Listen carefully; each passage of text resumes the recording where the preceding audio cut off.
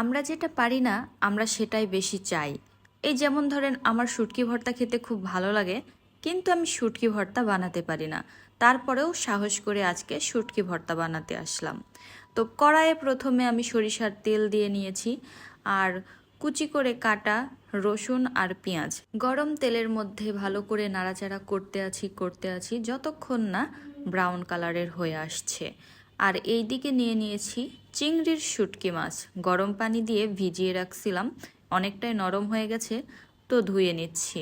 আর এইদিকে কাঁচা পেঁয়াজগুলো আবারও টুকরো করে নিলাম যাতে ভর্তাতে অ্যাড করতে পারি। আর অন্যদিকে আমি এই কাজগুলো সেরে নিচ্ছিলাম। তো আমার পেঁয়াজ আর রসুন ব্রাউন কালারের হয়ে আসছে, আর আমি আগে থেকে ভেজে রাখা মরিচ আবারও একটু গরম করে নিচ্ছি, কারণ নরম হয়ে গেছে মরিচগুলো। তো মরিচগুলো মুচমুচে না হলে একদম ভালো লাগে না, তাই আমি ভালোভাবে ওগুলো আবারও ভেজে নিলাম আর একটু গরম করে নিলাম আর কি। তো এগুলো আবার উঠিয়ে নিলাম। উঠিয়ে নেওয়ার পরের কাজগুলো কি হবে জানেন?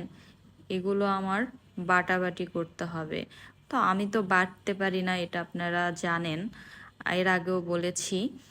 আর ব্লেন্ডার আমার আছে, কিন্তু ব্লেন্ডারে শুটকি ভর্তা একদম ভালো লাগে না, তো আমি পাটাতেই বাটার চেষ্টা করছিলাম।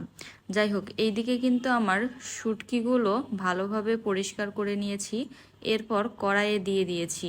এগুলো ভালোভাবে নাড়তে হবে, আর এগুলো মুচমুচে করে নিব একবারে, কেননা মুচমুচে করলে বাটতে অনেকটা সুবিধা হবে। এই আশায় অনেক বেশি মুচমুচে করে ফেলছিলাম।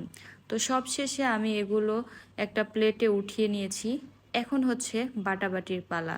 তো আমি যখন বাটতে আসছি তখন আমার অনেক ভয় লাগছিল, কারণ মরিচ বাটতে খুবই কষ্ট হয়, ঝালে হাত একদম লাল হয়ে যায়। আর বাটতে আমি একদমই পারি না, তারপরেও সাহস করলাম। কিন্তু অল্প একটু বাটতে গিয়েই দেখি আমি আর পারছি না। তো কি আর করব, পাশের রুমের যে আপুটা আছে সে আপুকে বললাম, আপু সরি, আমি না বাটতে পারছি না, আমাকে একটু বেটে দেন। তো আপুর এক্সাম ছিল, তারপরেও আপু কষ্ট করে আমাকে বাটতে সাহায্য করলো। পুরো বাটাবাটি আপু করে দিয়েছে, যদিও আপুর কাজের লোক আছে, আপু একটা কাজের লোক রেখেছে, আপু নিজেই অন্যজনকে দিয়ে কাজ করিয়ে নেয়, অথচ আমার জন্য আপুকে এতটুকু কষ্ট করতে হলো। এটাতে আমার খুব খারাপ লেগেছে, তবে আমরা দুজনেই ভর্তাটা অনেক মজা করে খেয়েছি। আর দুঃখের বিষয়, এই যে ভর্তাগুলো বানালাম, ভর্তাগুলো আমি রেখে দিয়েছিলাম বাইরে, রাতের বেলা রেখে দিয়েছিলাম, ভাবছিলাম ফ্রিজে রাখবো, কিন্তু আমি ঘুমিয়ে গেছিলাম। পরের দিন উঠে আমার ভর্তাগুলো ফেলে দিতে হয়েছে। এই কষ্টটা আমি কি বলবো, খুবই কষ্ট লাগলো, এত কষ্টের ভর্তাগুলো আমার ফেলে দিতে হলো। যাই হোক, অনেক কথাই বললাম, এখন বলেন কে কে শুটকি ভর্তা বানাতে পারেন আর কার কার শুটকি ভর্তা খুব পছন্দ।